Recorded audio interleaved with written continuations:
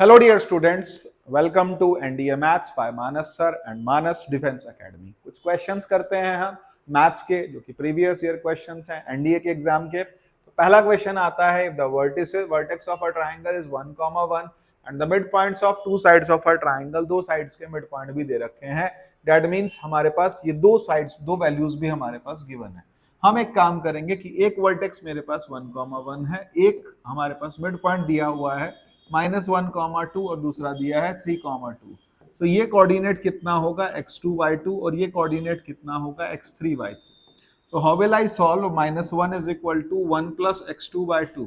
So that is -2 is equal to 1 plus x2 and x2 is equal to -3.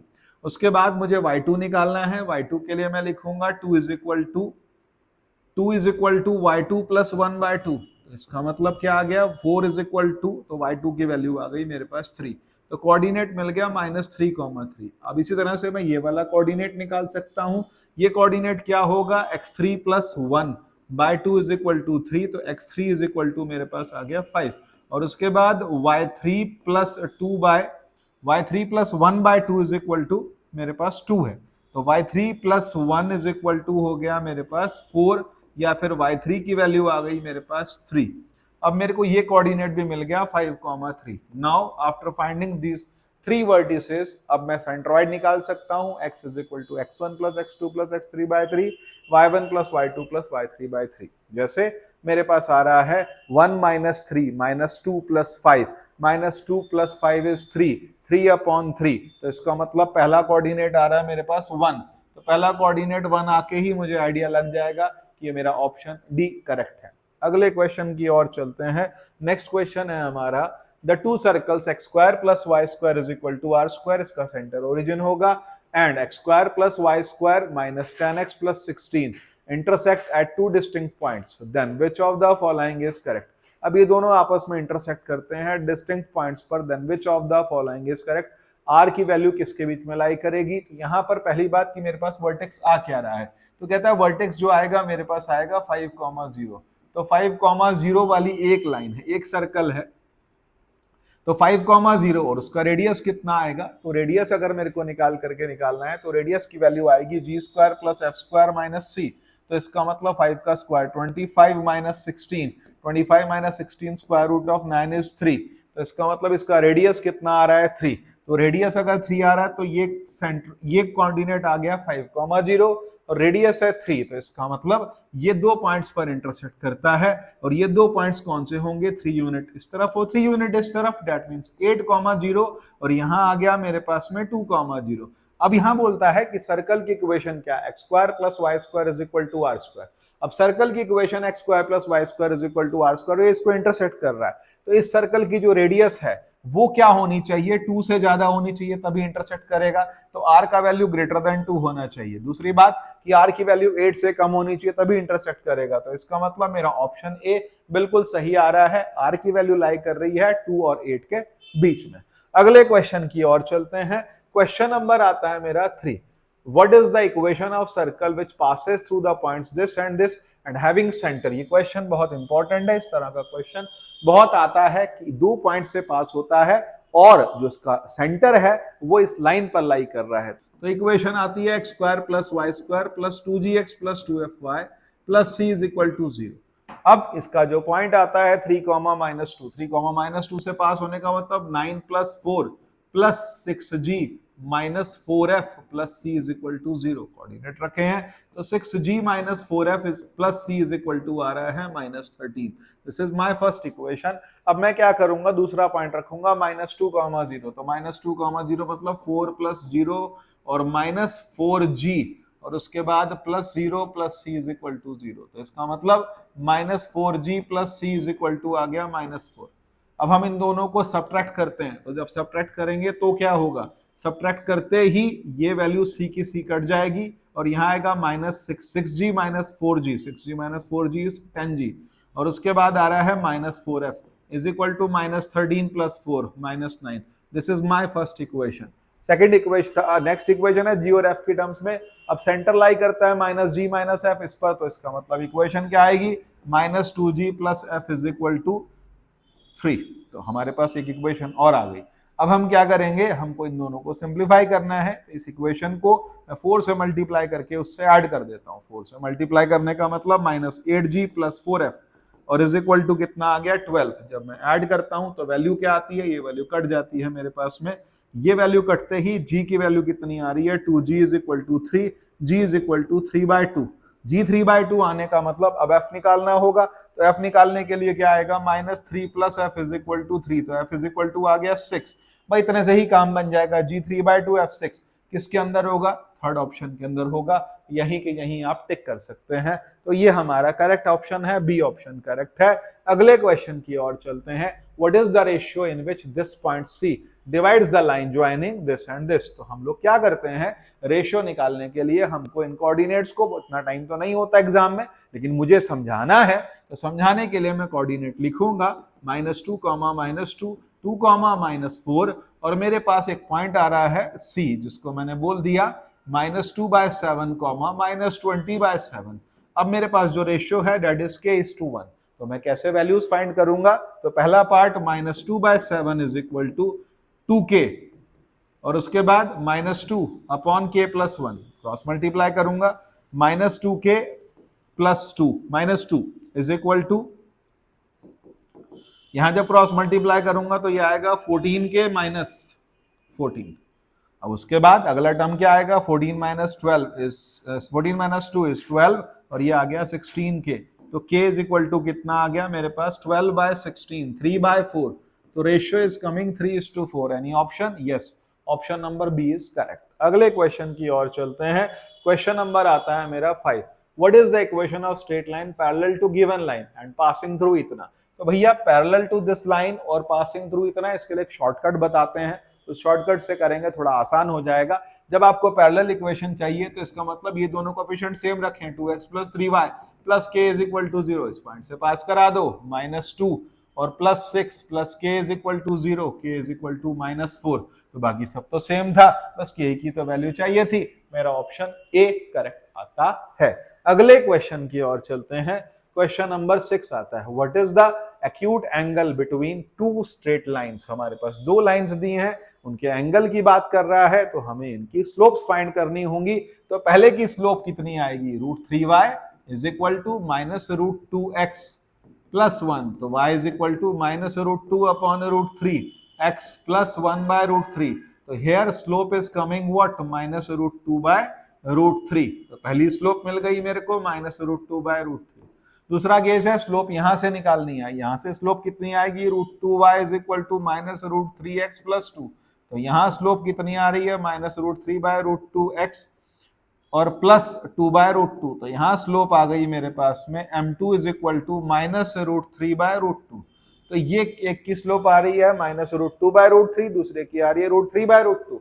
अब मुझे find करना है tan theta. tan theta का formula क्या होता है, tan थीटा होता है m2 - m1 is equal to 1 + m upon 1 + m1 m2।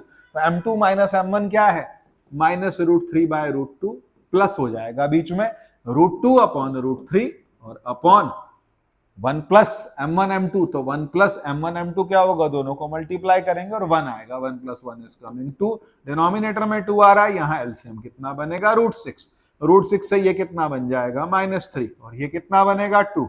तो वैल्यू कितनी आ गई, -1/2√6। तो -1/2√6 का मतलब अब tan थीटा की वैल्यू कितनी आएगी, तो आंसर आएगा tan इनवर्स। आप कहोगे माइनस, तो भाई दो लाइंस के बीच में दो एंगल बनते हैं, एक होता अगर एक्यूट है तो दूसरा ऑब्ट्यूज है। तो हमारा ऑब्ट्यूज आ रहा है, एक्यूट के लिए हम tan इनवर्स जो वैल्यू लिखेंगे 1/2√6। तो this is our correct answer. अगले क्वेश्चन की ओर चलते हैं। अगला प्रश्न आता है क्वेश्चन नंबर 7।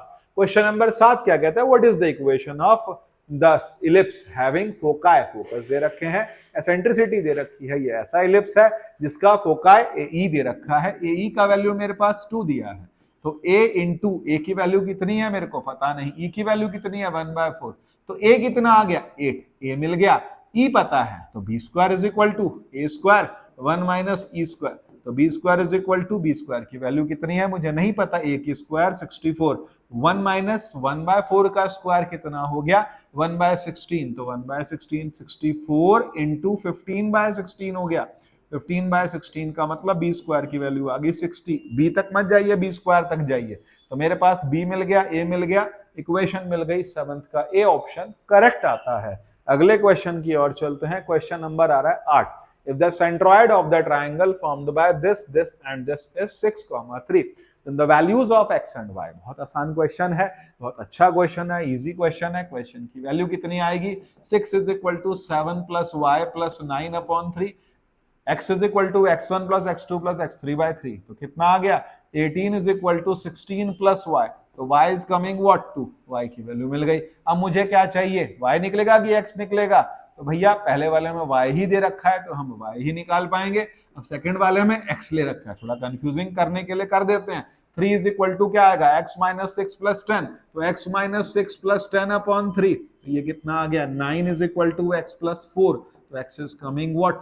5।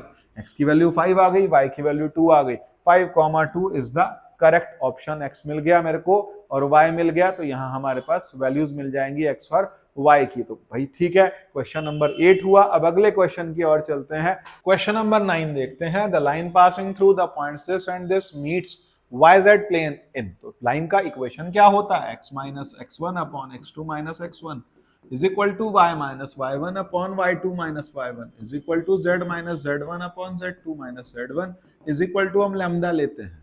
तो भाई हमारे पास में बोलता है x माइनस, तो इक्वेशन निकाल लेते हैं। x minus 1 upon x2 minus x1 क्या आएगा? 3 माइनस 1 2 आ गया। y माइनस y1, तो y1 क्या है? 2 मेरे पास में, और minus 1 minus 2 that is coming minus 3, और z माइनस z1, तो z plus 1 upon z2 minus z1, 2 plus 1 कितना आ गया? 3 इज इक्वल टू लैम्डा। तो इसका मतलब ये मेरे पास 3 पॉइंट्स आ गए। अब बोलता है कि ऑन yz प्लेन, तो भाई ऑन yz प्लेन x क्या होगा? ऑन yz प्लेन x 0 होगा। अब x 0 होने का मतलब क्या हुआ? हमारे पास जो वैल्यू आएगी वो कितनी आएगी? Lambda is equal to 0 minus 1/2।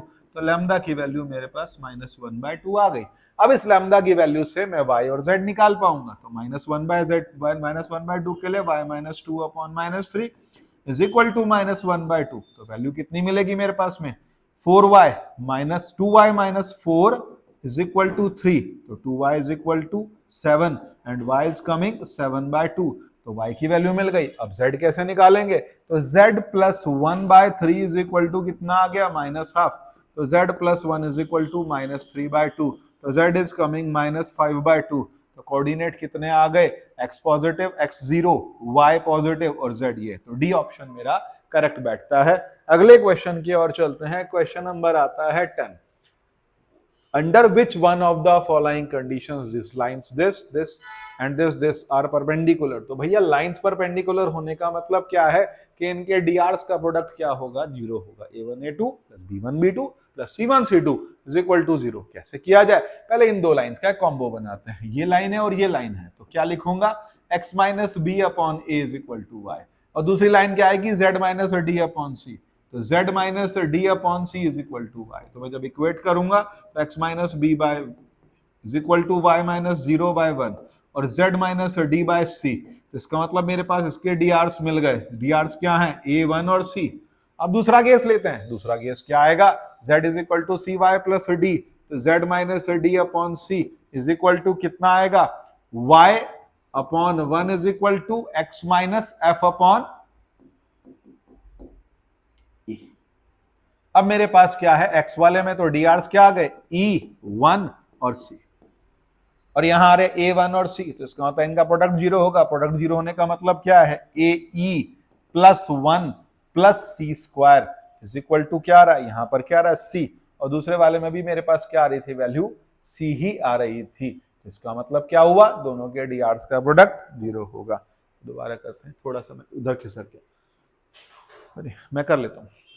Question number 10 देखते हैं। Under which condition these lines are perpendicular? तो परपेंडिकुलर होने के लिए इन लाइन के dr का प्रोडक्ट 0 होगा। x minus B upon A is equal to Y is equal to, यहां भी y लूंगा तो y minus D upon C, तो z minus D upon C. ये एक इक्वेशन आ गई। इसके drs हो गए a1 और c। अब दूसरा केस आता है। दूसरे केस में मैं क्या करूंगा? x minus F upon E is equal to Y upon 1 is equal to, यहाँ y अपॉन 1 क्या होगा? z minus H upon G, z minus H upon G. तो यहाँ drs आ गए आपके पास में e1 और g, और यहाँ drs आ गए a1 और c। इनका प्रोडक्ट क्या होगा? a e plus 1 plus G C is equal to क्या आ गया मेरे पास 0। तो इसका मतलब वैल्यू क्या मिलेगी, तो जी सी ए ई प्लस 1, मेरा सी ऑप्शन करेक्ट है। तो ये हैं हमारे 10 क्वेश्चन जो कि एनडीए एग्जाम्स के हैं। इन्हीं क्वेश्चंस के लिए जुड़े रहिए मानस डिफेंस एकेडमी से। Thank you.